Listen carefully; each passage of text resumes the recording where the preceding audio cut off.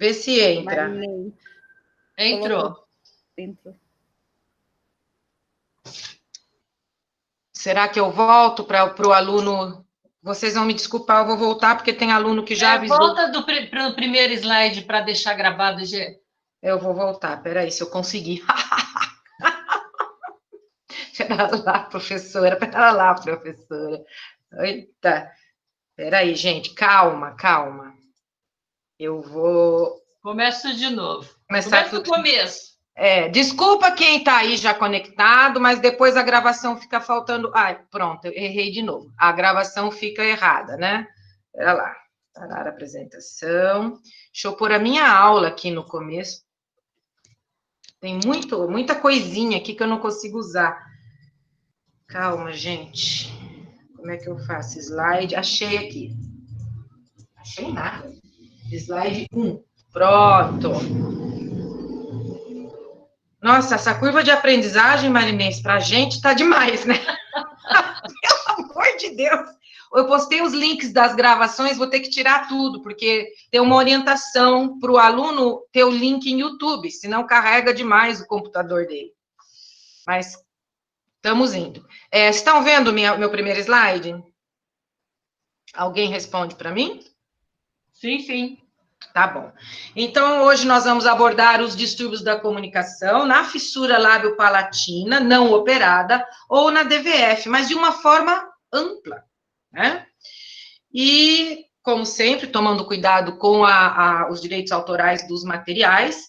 E lembrando que nessas disciplinas a gente vai falar da fissura lábio-palatina isolada, ou seja, aquela que não está associada a outras anomalias, nem faz parte de um quadro sindrômico, né? Porque daí o espectro da situação é mais complexo, né? E o bebê que nasce somente com a fissura lábio-palatina, ele tem uma alteração estrutural corrigível, como vocês já viram, né? Nas aulas da doutora Thelma, a gente tem de 30% lá com o doutor Sommerled, menos de 1%, de DVF, né? Então, os bebês têm muita chance, mesmo nas situações onde 30% fica com DVF, quer dizer que 70% não tem alteração. Que alteração, né, ele teria com relação à fala? Aqueles distúrbios específicos de fala relacionados à disfunção velofaríngea ou à fissura não operada, né? Que a gente está falando de alterações de ressonância, particularmente alterações da nasalidade de fala, que entram como um grupo, hipernasalidade e hiponasalidade. Amanhã vocês terão essa aula com a professora Marinês, né? As outras alterações são as alterações da articulação, lembrando que quando a gente fala em articulação, a gente costuma falar nas diversas válvulas que manipulam o ar no trato vocal. Não é só aquela articulação circunscrita na cavidade oral, que a gente costuma aprender, né, de maneira mais simplística nas aulas de linguística, tá bom? A gente, quando pensa em alterações de articulação relacionadas à disfunção velofaríngea ou a uma fissura não operada, ou uma fístula, esqueci de mencionar, né? Uma fístula de palato que gera um acoplamento oronasal. A fístula pode ser pequena e não ter tanto impacto, mas ela pode ser bem grande e ter um acoplamento oronasal e acontecer, então, né? O escape de ar nasal. Se o ar escapa pelo nariz, eu tenho menos ar na boca. Quem está entrando, desliga o microfone. Alguém avisa quem está entrando para mim? Vocês estão ouvindo, como eu? Tá, já desligou.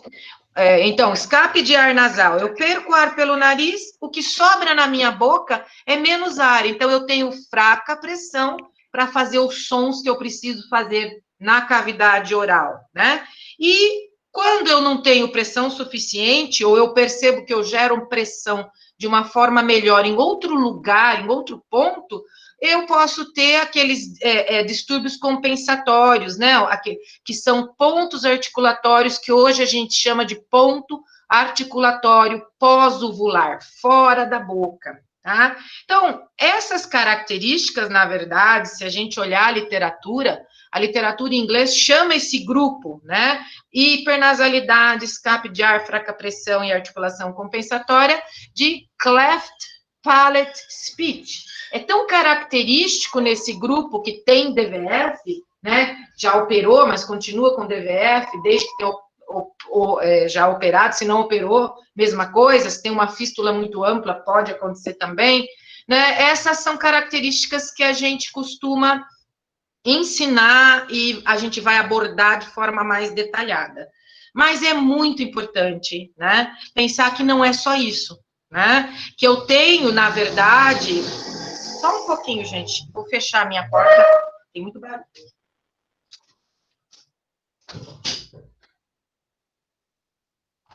Estou precisando de um estúdio.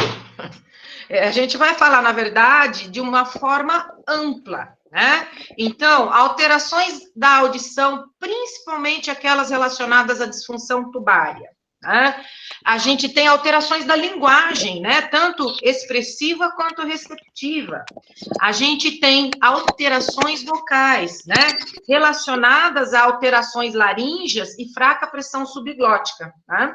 E a gente tem possibilidade de outras alterações. Eu vou abordar, né, de uma forma ampla esse quadro aqui de alterações, né, sem entrar nas vocais, que amanhã a professora Marinês, ao abordar, né, nasalidade de fala e suas alterações, já vai estar falando, né, de fonação e vai falar um pouquinho dessas alterações, ok?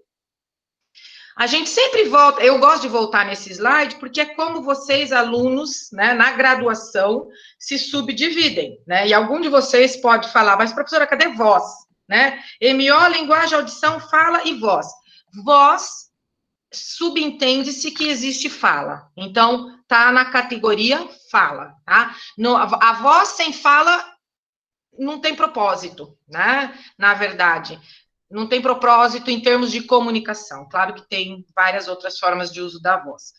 Mas nós vamos agora fazer um olhar específico, né, amplo e rápido, em motricidade orofacial, chamando a atenção de vocês, né, que quando eu tenho uma fissura lábio-palatina corrigida, né, e eu vou avaliar, né, obviamente, fazer a inspeção oral ou o exame da motricidade orofacial, né? Algo que é muito comum estar alterado na criança com história de fissura é a relação entre os espaços para os articuladores, tanto das cavidades faríngeas como da cavidade oral. Tá? Então, é muito importante lembrar que a fissura tem inerentemente um impacto no crescimento do terço médio da face. Então, se eu dividir a face em terço superior, terço médio e terço inferior, dividir em 3 partes. O terço médio, inerentemente na genética da fissura, já pode ter um potencial genético de crescimento diferente. Fora isso, algo que afeta bastante o crescimento dessa região é a própria correção cirúrgica da anomalia, da fissura, né? O reparo, tanto do lábio como o reparo do palato, né? Ele tem um impacto no crescimento, né? E a gente acaba tendo, então, alterações da relação interarcos, tá? Que daí o fonoaudiólogo, né? Vai acabar tratando lá dentro da categoria, ou da área, ou da divisão didática da MO. Mas eu não tenho só isso alterado, né? Eu tenho que pensar e aí ampliar, sair do conceito comunicação um pouquinho e trazer funções orais com um olhar específico, né? Para a respiração e para a alimentação, tá? Então, vamos falar um pouquinho sobre respiração, tem muito a ser falado, hoje se estuda muito, né, no Hospital de Anomalias, o Laboratório de Fisiologia hoje tem, hoje não, né, há muitos anos estuda, né, a respiração, e tem muita literatura. o que eu vou trazer para vocês é aquele olhar clínico do fonoaudiólogo que recebe esse paciente lá no seu consultório, ou no centro crâniofacial, né? Ou num posto de prefeitura, né? Não tem como pensar que o indivíduo que nasce com fissura lábio-palatina, né? Tem as estruturas envolvidas na respiração sem abnormalidades, né? Na fissura lábio-palatina unilateral, o desvio do septo nasal é presente em todos os pacientes, tá? Eu tenho algumas imagens aqui, né, ilustrativas, né, do cirurgião plástico Agner Silva, né, de um atlas que nós trabalhamos junto com ele, que já está quase em fase de publicação, né, a doutora Thelma, o doutor Agner, e eu montamos um atlas ilustrado, né, da fissura lábio-palatina, e mostra muito bem o que acontece, né, externamente na visão subnasal. Mas esse diagrama, né, é muito interessante, porque ele mostra o septo nasal na fissura unilateral, em que a parte óssea é desviada para o lado fissurado, a parte cartilaginosa para o lado não fissurado, e abre espaço aqui para a hipertrofia da concha inferior. Tá? Então, quem atende, né, pacientes no centrinho e interage com a área de otorrinolaringologia, sabe que isso é característica, né, dos pacientes com a fissura lábio-palatina unilateral. Já não acontece o mesmo na fissura bilateral, né, a columela é curta e tem um achatamento da ponta do nariz. E isso tudo a doutora Thelma já havia mencionado na aula dela, né? Então, se a gente olhar, né, a anomalia, né, nos diagramas, né, subnasal e aqui frontal, né, e numa imagem, é diferente entre os dois tipos de fissura. Mas por que apontar isso, né? Eu preciso trazer para vocês algo que, quando a gente fala de classificação da fissura, a gente não esclarece muito bem, né? A gente tem uma linha média, né, de sutura no palato duro e mole, né, em que as estruturas do lado direito e do lado esquerdo se encontram na linha média. Mas o palato duro tem, né, tem a possibilidade, né, de também ter fissura unilateral. Então, essa imagem mostra as estruturas de um lado em fusão com o septo nasal aqui, né? E eu estou vendo as conchas do lado onde tem a fissura. Essa imagem é diferente da bilateral. Então, a estrutura óssea aqui, né, dos dois lados, não fez fusão na linha média. Tá? Parece que isso é óbvio, mas a nossa classificação não deixa isso aparente, né? E dá para imaginar por que na unilateral, né, com as estruturas aqui fazendo força para o lado não fissurado, né, vão ter um desvio maior, um desvio aparente, um desvio praticamente universal na fissura unilateral, e isso não acontece na fissura bilateral, sendo que o problema aqui já é relacionado mais à pré-maxila, a essa columela encurtada, né? E claro, tem outras coisas que não são pertinentes do momento. Tá? Então, em termos gerais, o fonoaudiólogo que atua com as alterações da respiração, né, ele vai atuar nas alterações funcionais, né? Que chamadas são importantes nesse momento, né? É impossível, quando eu trato um paciente com fissura, e eu vou falar que não é só com fissura, né? Mas com a fissura tem várias áreas envolvidas, é impossível não fazer, né, a interface com várias outras áreas. Pediatria, né? Eu não vou falar de síndromes, mas se eu tenho uma criança com sequência de Robin, por exemplo, num outro momento a gente fala, o pediatra é o parceiro do fonoaudiólogo, né, o nutricionista, o nutrólogo e assim por diante.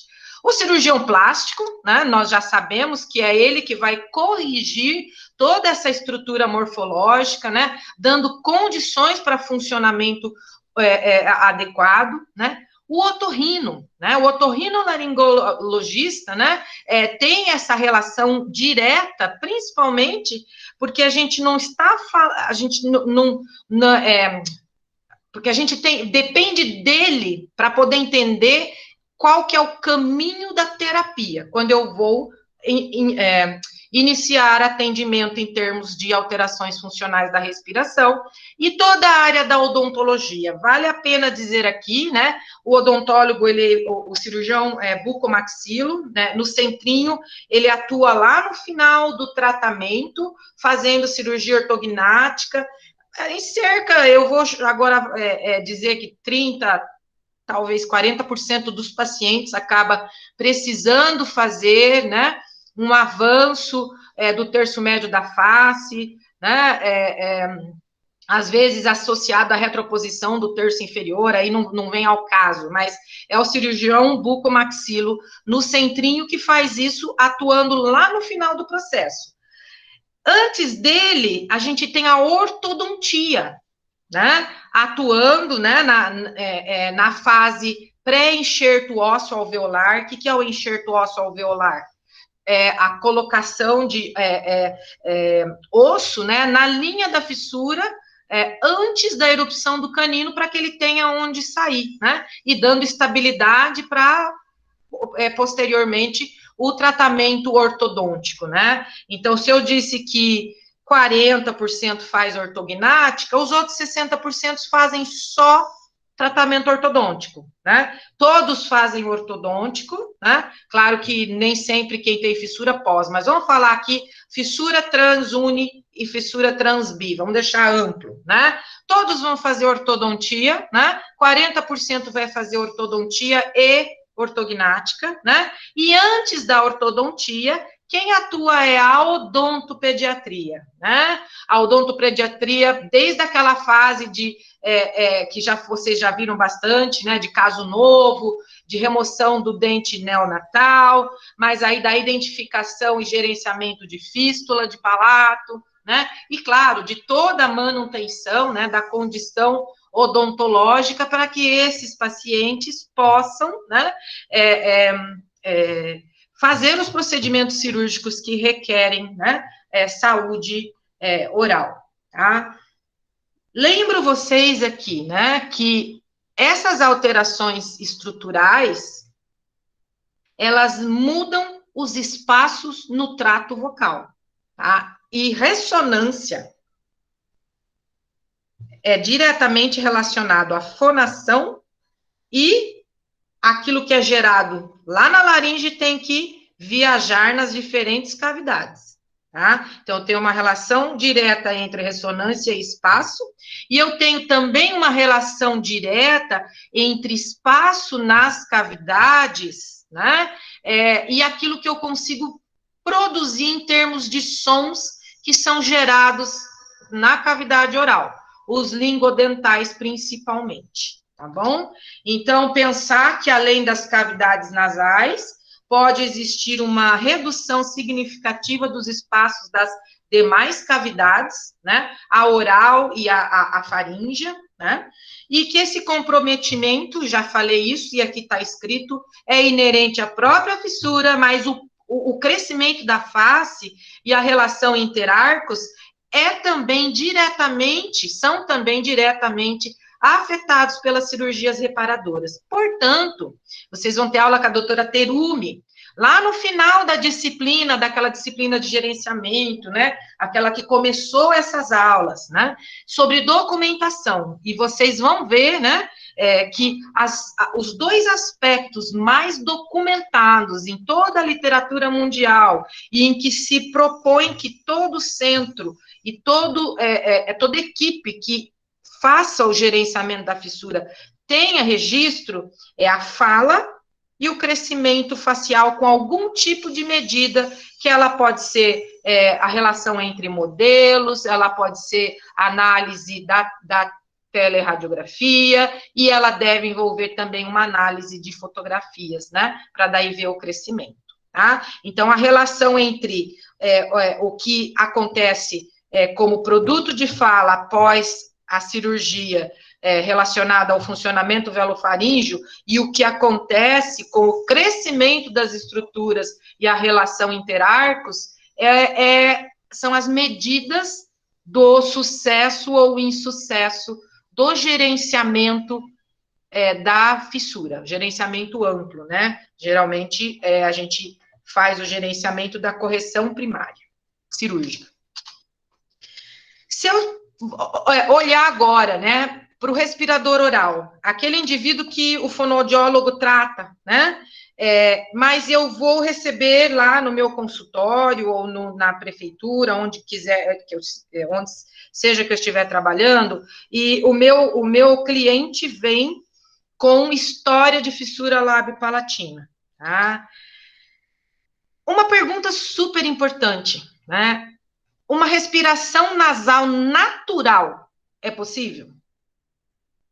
Tá? Porque a gente tem aquelas orientações que chegam em casa, né? Eu já recebi um paciente, não um, vários, em que a mãe fala, não, porque o fono fala para ele ficar, quando ele está vendo TV ou está vendo tarefa, para ele ficar com algo entre os lábios, para acostumar a respirar pelo nariz, né? Então, assim, quando eu tenho história de fissura isolada, e eu vou ampliar não só isolada, e eu vou ampliar não só de fissura, eu preciso da avaliação do otorrino. Essa respiração nasal natural é possível? O que eu falo como natural? Se eu colocar só um espelho e eu pedir para o paciente respirar, ele vai forçar a passagem do ar. Mas quando ele está lá relaxado, sentado lá, assistindo TV, olhando o seu celular, ele não consegue manter a oxigenação, tá? Então, isso é uma pergunta que eu tenho como clínico que fazer, e eu tenho que interagir com um otorrino, né? De preferência, se eu falo de alguém com fissura, do otorrino do centro crâniofacial, que gerencia a fissura, tá? Eu preciso saber do planejamento das correções cirúrgicas, né? Tanto da área do otorrino como da cirurgia plástica, porque tem septoplastia, turbinectoplastia, rinoceptoplastia, né? Cirurgias que o otorrino faz para melhorar a função nasal, e cirurgias que o cirurgião faz para melhorar a estética nasal, né? Eu preciso estar, né, ciente de qual que é o tempo que a instituição onde o paciente faz o tratamento vai intervir, né, nessas condições, né? E, claro, sempre considerar outras ocorrências, né? Hoje a fono tem um envolvimento direto com a apneia obstrutiva do sono. A gente sempre estudou no paciente que faz a faringoplastia. Lembra, a doutora Thelma falou, a professora Marinês mostrou, né? Que eu vou fazer uma obstrução ali na área da velofaringe fixa, com um pedacinho de tecido que eu vou costurar e vai ficar preso ali, e o paciente vai respirar por 2 orifícios menores, né? Então, ele tem menor passagem de ar, né, na respiração. Então, a gente sempre estudou a apneia obstrutiva no sono pós-faringoplastia. Hoje, toda a fonoaudiologia, né, vocês devem ter notado, tem um olhar e um envolvimento direto na apneia obstrutiva do sono como um todo. Lembrando aqui, fissura isolada, né, porque se nós somos nas síndromes, aí é bem mais amplo que isso.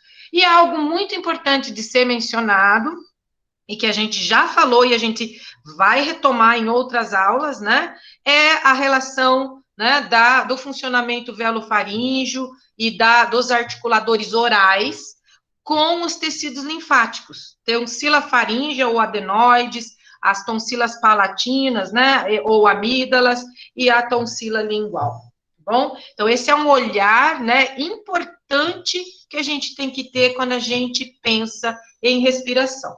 Eu vou deixar para vocês 2 reflexões, né? Essas perguntas depois eu vou colocar lá no fórum, tá? Não precisa nem anotar agora, daqui a pouco eu dou a gravação, e eu vou pôr a pergunta no fórum. Vocês precisam, né, desenvolver um entendimento, né? sobre quais são as alterações de fala. Então, agora nós saímos da respiração e nós voltamos para a fala, mas lembrando que fala nada mais é do que sopro modificado. Então, acontece durante a expiração, para alguns pacientes durante a inspiração, de forma alterada, mas quais seriam, então, as alterações de fala que são relacionadas à redução da permeabilidade nasal e ou obstrução ou redução de espaço das demais cavidades do trato nasal, tá? De todas as cavidades do trato. Essa é uma pergunta que vocês vão responder, né?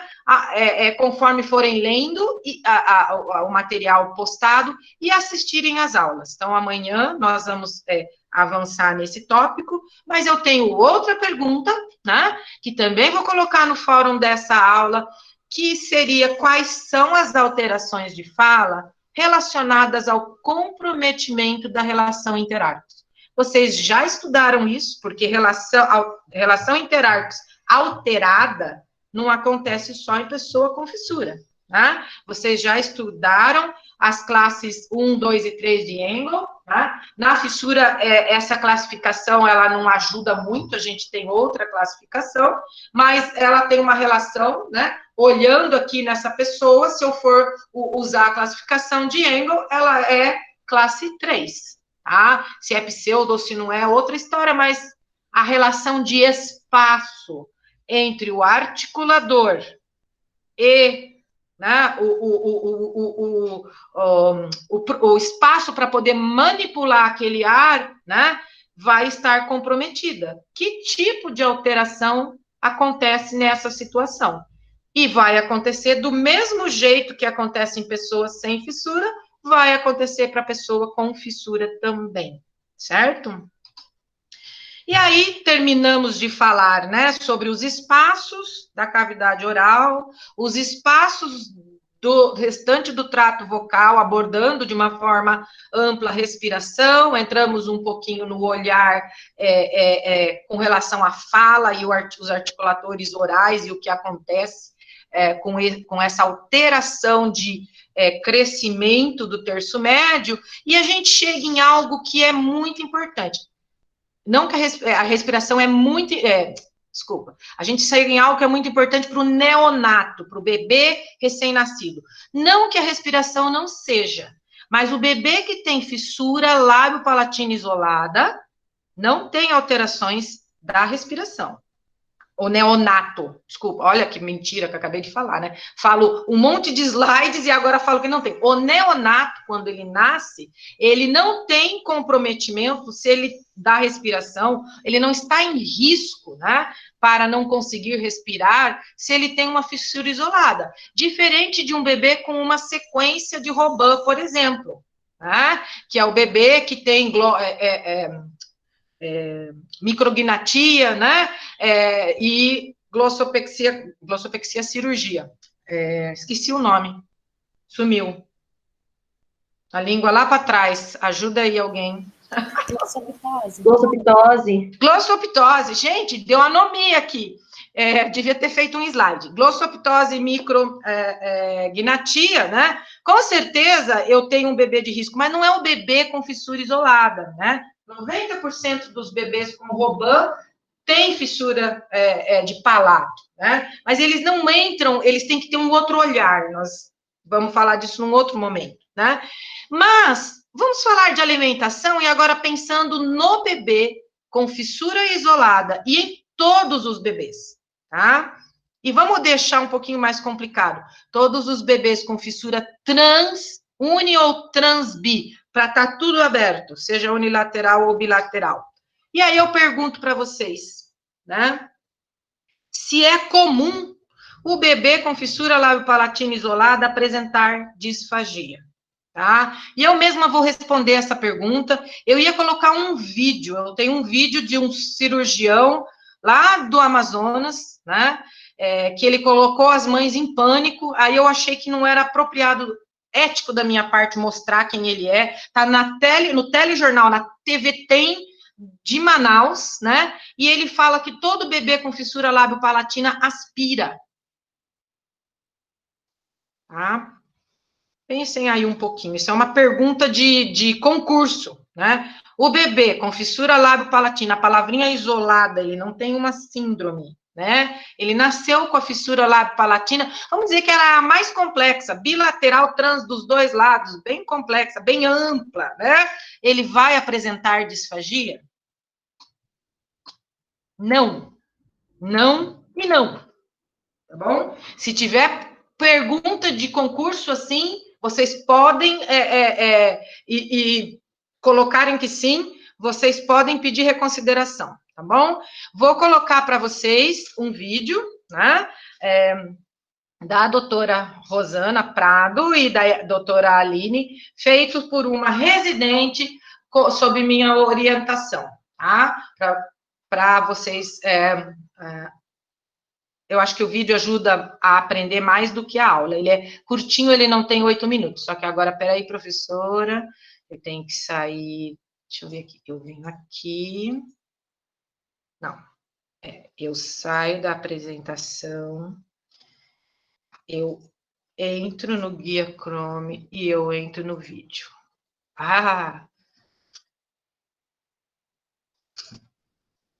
Alguém, por favor, fale se não estiverem ouvindo. Espera começar. Alimentação do bebê com fissura lábio-palatina.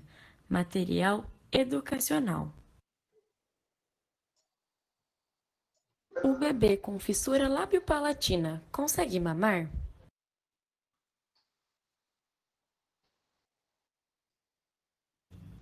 A alimentação é uma das principais preocupações de pais e cuidadores mediante o diagnóstico de fissura lábio-palatina.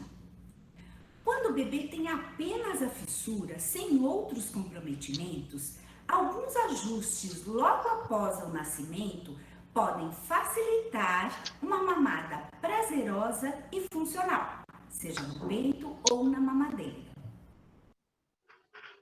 Então, o bebê com fissura lábio-palatina pode ser alimentado no peito?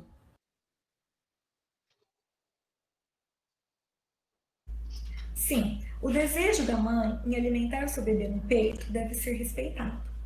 Nos casos de fissura que acometem somente o lábio, as dificuldades encontradas são as mesmas do bebê sem fissura. Já nos casos que a fissura acomete o palato, essas dificuldades elas são um pouco maiores, considerando que a comunicação entre a cavidade nasal e a cavidade oral gera uma dificuldade na pressão intraoral e na extração desse leite. Geralmente, as dificuldades do bebê, tanto no peito quanto na mamadeira, são em relação ao refluxo nasal, maior ingesta de ar, causando a sensação de saciedade e, consequentemente, menor ingesta de leite, perda de peso, refluxo nasal. O bebê, essa sucção do bebê com fissura, ela deve ser adaptada já nos primeiros dias de vida, para que ele consiga realizar essa sucção por um processo mecânico e conseguir extrair esse leite. O mais importante seria manter a condição nutricional, o ganho de peso, o vínculo mãe-bebê e o prazer alimentar dessa criança. Como facilitar o aleitamento materno?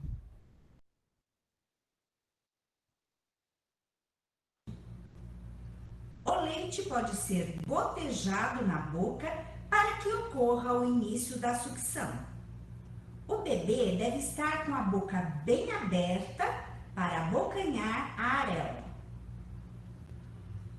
Quanto à posição, o bebê deve permanecer organizado e elevado para evitar engasgos, refluxo nasal e as infecções de ouvido. As posições podem variar desde a convencional, com o bebê semi-sentado e barriga com barriga, a posição invertida, favorecendo o vedamento do lado fissurado, e a posição cavalinho, com o bebê sentado de frente para o peito. A escolha de uma ou mais posições dependerá da melhor adaptação e conforto na dia de mãe e bebê, proporcionando uma alimentação funcional. E quando o aleitamento materno não é possível ou não é suficiente?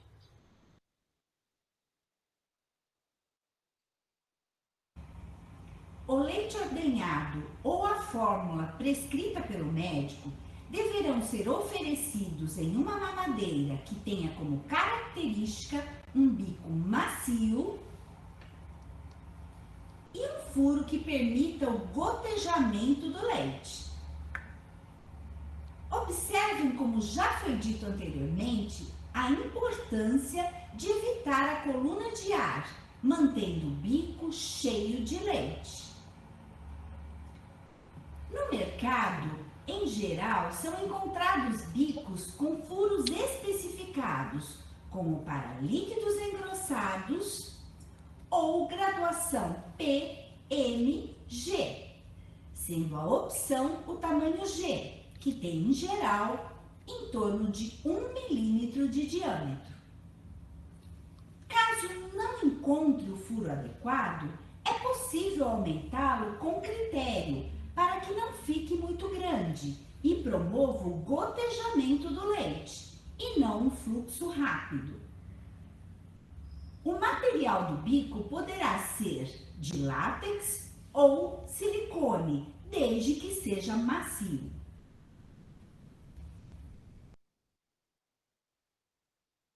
Após a escolha do bico, na prática, como facilitar essa oferta?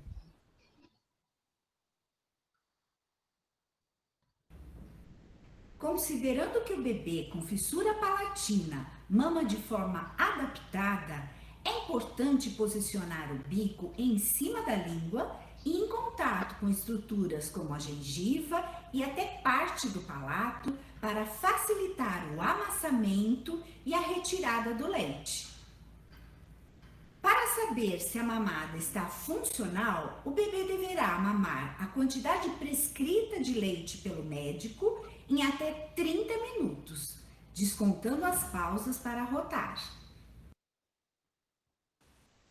Por que o bebê deve estar em posição elevada para mamar?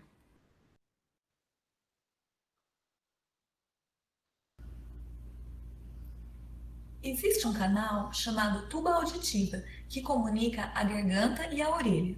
No bebê, esse canal é pequeno e bem horizontalizado, facilitando que leite e secreções da boca vão para os ouvidos, levando às infecções chamadas de otites.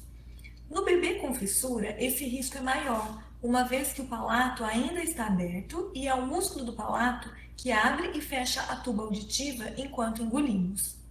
A presença de secreção na orelha pode passar desapercebida, pois nem sempre o bebê tem dor ou outro sintoma, porém pode levar a uma perda temporária da audição e prejudicar o desenvolvimento da fala.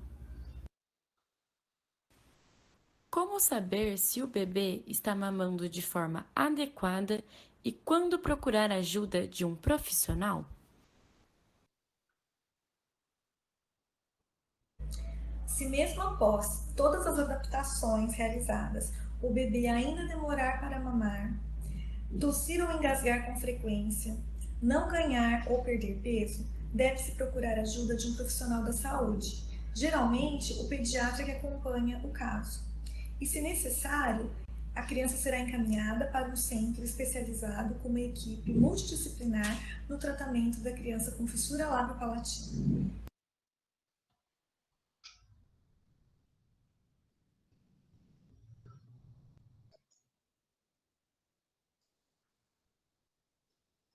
Foi rápido, né, gente? Vou voltar aqui na aula, tem só mais um pouquinho. Tem que ir e vir. Esse vídeo, ele foi feito para os pais, né? Para ajudar também profissionais, agentes de saúde, nos postos de saúde. E daqui a pouco ele vai estar disponibilizado no próprio site do HRAC, né? E já estamos compartilhando, os profissionais já compartilham no 1 a 1, né? E ajuda bastante entender, né, quais são as dificuldades do bebê com fissura lábio-palatina isolada, né? Como que o fonoaudiólogo pode intervir, né, para resolver essas dificuldades, e ajuda vocês a entenderem que essas dificuldades não caracterizam uma disfagia, certo? Aí nós voltamos no aspecto, né, da comunicação, e vamos fechar essa aula só lembrando vocês, né, que vocês já tiveram uma aula sobre função, com os otorrinos, né, sobre função tubária, né, foi um conteúdo abordado este ano na disciplina clínica de diagnóstico audiológico 2. Eu já coloquei esse link do YouTube lá no site, é preciso que vocês assistam novamente. Agora, porque vocês têm um outro olhar sobre fissura, né? Talvez entendam e gravem um pouco mais as informações que ali estão, né? E quando nós voltarmos a falar, né, de produção de sons, aí a gente volta a puxar esse conhecimento que vocês vão, pouco a pouco, né, construindo por meio das aulas, das leituras e dos vídeos que a gente vai disponibilizando, tá? Então, o que vem a seguir depois dessa aula, tá? Bom, vocês têm lá os ambientes abertos, né, de todas as aulas dadas até hoje, e tem leituras solicitadas até o momento. O que é leitura solicitada? Ela tem peso para a nota. Eu vou olhar se o aluno abaixou o arquivo, né, e, claro, vai ter uma questão relacionada ou no fórum, ou nos questionários, que eu ainda não coloquei de volta, né, mas eles voltarão para vocês poderem fazer, né, responder com relação a tudo que foi pedido para ser lido. Nós temos 7 leituras solicitadas, né, coloquei algumas hoje. Assistam os vídeos disponibilizados, quem perdeu a aula tem que assistir, né, quem não perdeu, se precisar, assista de novo, mas tem alguns vídeos que nós não usamos na aula, que vão entrando pouco a pouco, vou colocando lá para vocês, tá? Amanhã a professora Marinês vai abordar especificamente hipernasalidade e hiponasalidade, vai falar brevemente sobre alterações laríngeas e vocais, né? Já que ela vai estar lá falando, começando lá na fonação, né, para chegar na ressonância, ela já vai dar um apanhado nas alterações vocais. Segunda-feira, eu falo sobre as outras características da fala da pessoa com fissura, escape de ar nasal, fraca pressão e articulação, né, compensatória. E aí nós damos uma paradinha na disciplina de distúrbios e entramos na de avaliação instrumental, que não é NAF, é BAF, mas deixa NAF, que tá bem legal.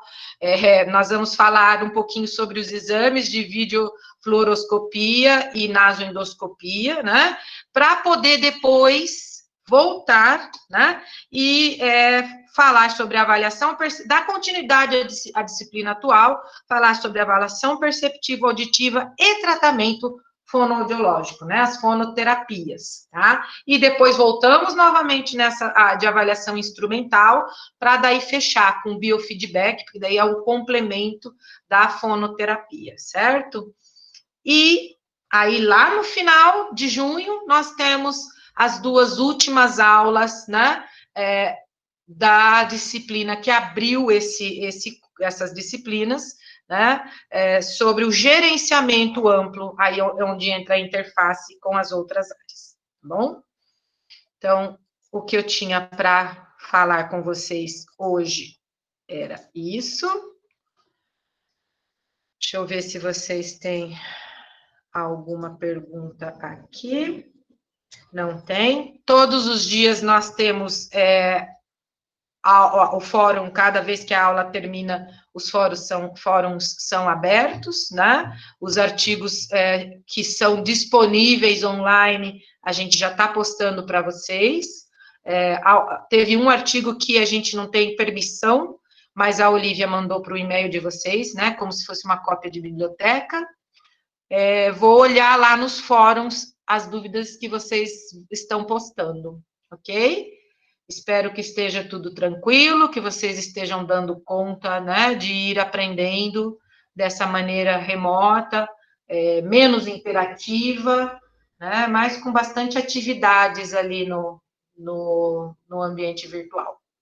Era isso hoje. Alguém quer fazer algum comentário dos alunos? Professora Marinês quer falar alguma coisa? Deixa eu ver aqui.